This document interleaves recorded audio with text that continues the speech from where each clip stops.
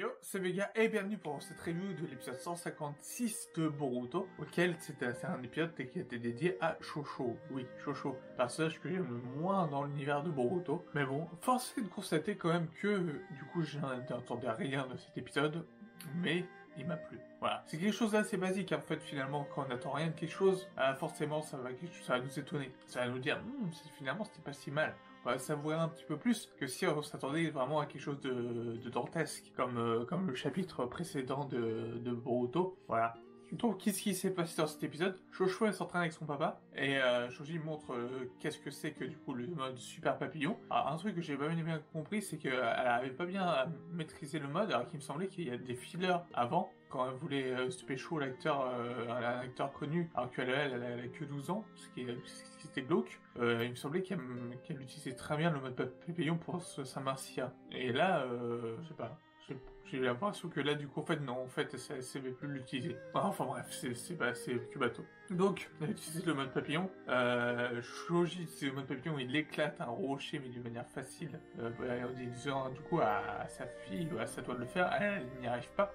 Elle a du mal avec ce mode, et c'est que ça. Du coup, ils vont aller manger ensemble. Ils vont aller manger des Zenzai, enfin, ils vont aller manger et ils volent des Zenzai, et ils apprennent que, force des Zenzai, il y en a plus de Zenzai, parce que du coup ça a été volé. Ouais, ça a été volé, il y a des gens qui volent les haricots rouges pour les vendre à prix d'or, parce que du coup c'est bon marché les haricots rouges, donc du coup voilà. Donc dans un monde où il y a des convois éclairs, des gens font ça à pied parce que on voit du coup parce que Shosho et Anko, parce qu'il y a Anko dans l'équation qui arrive et qui voulait manger avec Shosho, et vu qu'ils avaient pas des ailes, pour eux c'était inadmissible et il fallait que du coup ils aillent empêcher ça. Du coup ils étaient d'un coup dans le convoi, et dans le convoi des haricots rouges, ils étaient cachés dans les sacs, mais avec les sacs. Et dans un monde où il y a des convois éclairs, où il y a des bus, il y a des bus, il y a tout. Ils font ça comme à l'époque de Naruto, c'était avec des chariots. Genre je me suis dit, oh putain, mais il y a un grand manque de technologie envers la nourriture. Enfin non, même pas, il y a des burgers, donc pas envers la nourriture, envers le transport de nourriture, de matières premières. Il y a un grand manque d'organisation, parce que je suis sûr qu'ils peuvent faire ça beaucoup mieux. Donc du coup, à part ça, c'est forcément les voleurs se sont pointés. Il y en a un qui avait des lunettes comme les leaders des Digimon. Généralement, quand t'es un leader dans des Digimon, t'as une paire de lunettes sur le front. Lui, il les avait sur les yeux, je crois. J'ai un doute. Bref, du coup, il avait une sorte de corde électrique. Enfin non, pas électrique, puisque c'est lui qui faisait du Raiton.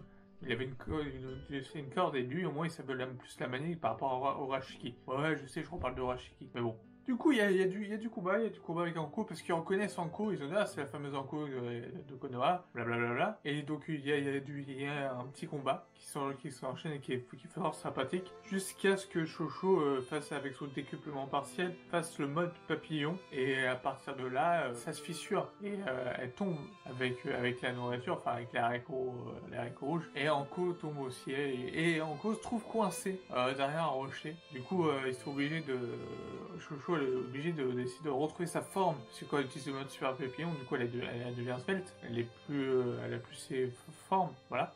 Elle a plus ses formes, et du coup pour libérer Anko, elle a besoin de sa pleine puissance.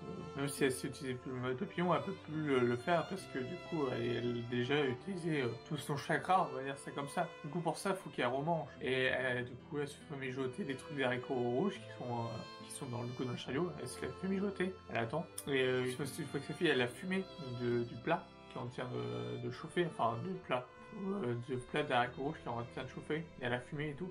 La fumée forcément alerte les gens de leur position. Donc les méchants vont venir, les voleurs ils vont venir, ils vont essayer de récupérer les haricots rouges. Shosho se fait prendre par terre avec le filet, donc elle peut pas faire grand chose, et c'est à partir de là qu'elle utilise le mode super papillon avec le découplement partiel, et qu'elle les fait tous, et qu'elle les éclate tous, et puis du coup à la fin elle est toute contente et elle peut manger des Zenzai avec Anko. Voilà, c'était le but de l'épisode, si je puis résumer ainsi. Donc ouais, non, en fait c'est un épisode très sympathique, hein. C'est-à-dire, on peut voir le mode, toujours le mode de super papillon est vraiment sympa, puisque de toute façon c'est quelque chose qui se transmet de génération en génération. Donc Shoji a transmis à sa fille une technique sacrée, mais une technique sacrée de son clan, oui, une technique que tu transmets. Et de revoir Shoji, c'était sympa, même si comme ça, franchement comme ça, il est méconnaissable, Shoji. C'est plus vraiment Shoji qu'on connaissait, mais en tout cas c'est un bon père. Contrairement à d'autres personnes dans le manga, c'est un bon père. Et c'était vraiment un épisode plutôt sympathique. C'est un hors-série plutôt sympa, plutôt fun, je dirais. Voilà. Alors, en sachant que la semaine prochaine, ça va être du sérieux business, ça va être super. Ça va être super. J'ai hâte d'être la semaine prochaine pour voir Sasuke essaye pour en mission pour trouver la planque de Kara. Mais il va être en mission avec l'équipe 25. Je crois que c'est l'équipe 25. C'est comme ça. Ou l'équipe 21, je sais plus. Parce qu'on voit le mec qui ressemble à Kakashi. L'enfant qui idolâtre Kakashi. On le voit dedans, dans la preview. Enfin voilà. Voilà, j'ai fait le tour de l'épisode. C'était un épisode fort sympathique. Moi j'ai bien aimé. Donc je sais que j'ai vu les commentaires sur Dan. Il y a beaucoup qui n'ont pas aimé. Ah, que franchement, ouais, bah ouais.